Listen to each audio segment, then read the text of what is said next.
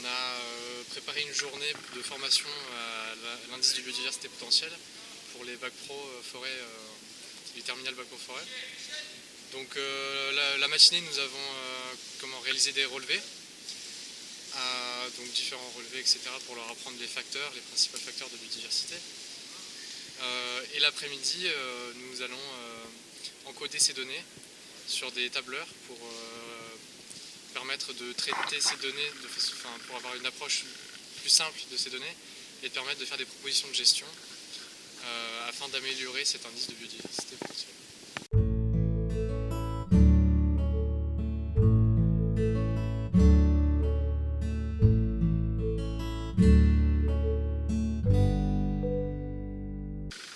Nous avons choisi de faire ces relevés dans le massif d'Éavy. C'est une forêt qui est majoritairement en fuite irrégulière de hêtres. Et nous sommes appuyés sur un travail de BTS de l'année dernière qui a fait un parcours pédagogique pour l'IBP. Donc nous sommes appuyés sur ces parcelles-là. En fait, nous avons choisi des parcelles de différents stades. Ça va nous permettre à la fin de pouvoir comparer l'indice de biodiversité potentielle pour les différents stades et de voir à peu près les évolutions qu'il peut y avoir.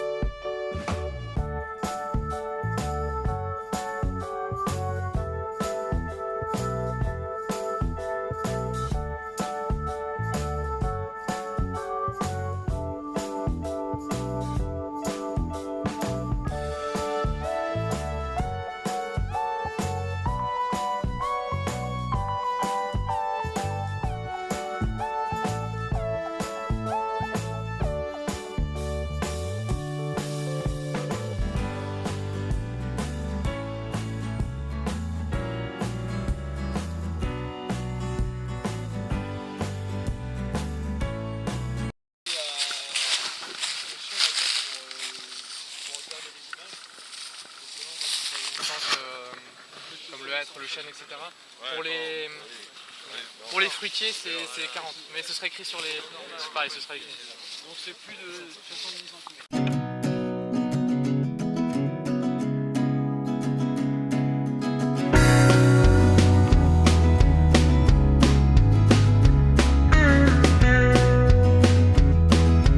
C'est qui pour vous l'IBP? À quoi ça sert?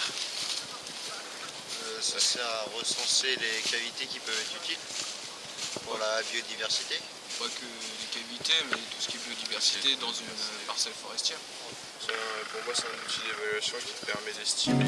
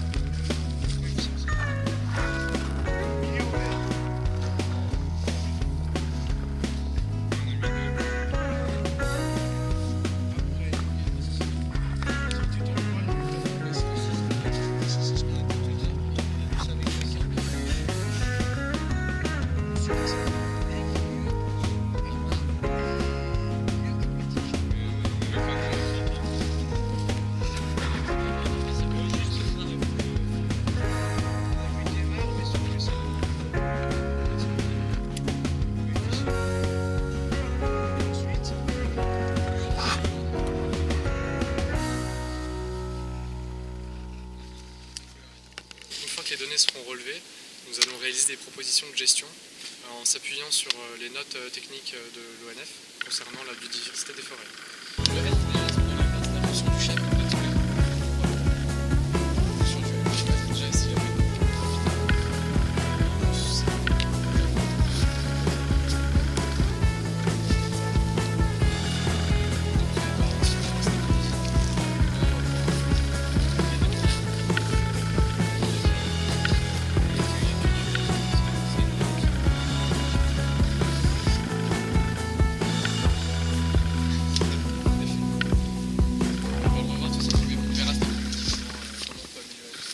Donc le bac pro est construit autour d'une thématique forte sur la mobilisation des bois, mais la prise en compte de la biodiversité, la protection des sols et différentes références écologiques sont intégrées dans les programmes, sont également évaluées dans l'épreuve terminale, puisque les candidats bac pro doivent réfléchir sur une thématique qui allie systématiquement deux références, pouvant être la fonction de production des forêts, la fonction de récréation des forêts et une thématique forte qui est la fonction de protection, la fonction écologique des forêts.